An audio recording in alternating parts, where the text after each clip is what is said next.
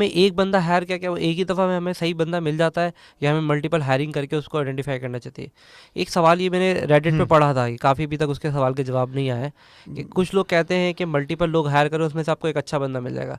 कुछ कहते हैं यार अगर आपका विजन अच्छा है तो आपको एक ही दफ़ा में अच्छा बंदा मिल हम्म। जाएगा। इसमें आपकी क्या राय है? इसमें आप क्या सजेशन देखें, देते हैं? इस वक्त जो दुनिया की बड़ी बड़ी कंपनीज कर रही हैं, ये जो इंटर्नशिप का कॉन्सेप्ट है, हम्म। वो कॉन्सेप्ट ये है कि आप एक इंटरव्यू में नहीं जज कर सकते, क्योंकि एक इंटरव्यू में सामने वाला बहुत सी चीज़ें फेक ही कर रहा होगा, जाहिर सी बात है।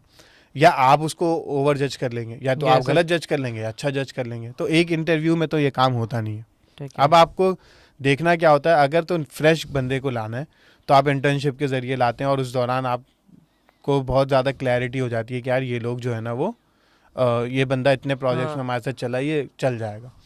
और अगर आप सीनियर हायरिंग कर रहे होते हैं तो आप उसका पास एक्सपीरियंस जो है ना वो देख रहे होते हैं।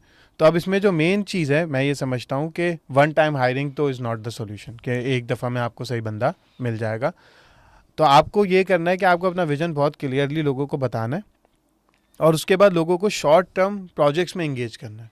हमारे यहाँ क्या होता है, लोग एकदम से पार्टनरशिप्स करते हैं, एकदम से हायरिंग करते हैं, बोलते हैं जन्म जन्म के साथी, और फिर उसके 3 महीने बाद लड़ाई हो रही होती, लड़ रहे होते खतरनाक तरीके से। खतरनाक तरीके से, फेसबुक पे पोस्टर लगाते हैं आजकल, नया एक तरीका दूसरे है। के खिलाफ।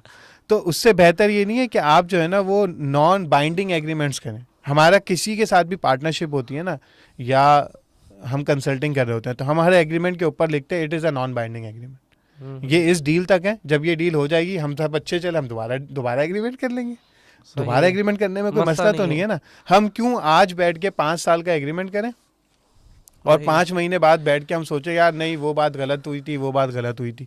तो इसमें मैं ये समझता हूँ कि नॉन बाइंडिंग एग्रीमेंट एक टर्म ऐसी है कि आप छोटे छोटे नॉन बाइंडिंग एग्रीमेंट्स करते जाएं, और आप देखेंगे फिर रिलेशनशिप इतना स्ट्रांग हो जाता है कि फिर आपको पता चल जाता है कि यार हमने साथ चलना है, चलते हैं तो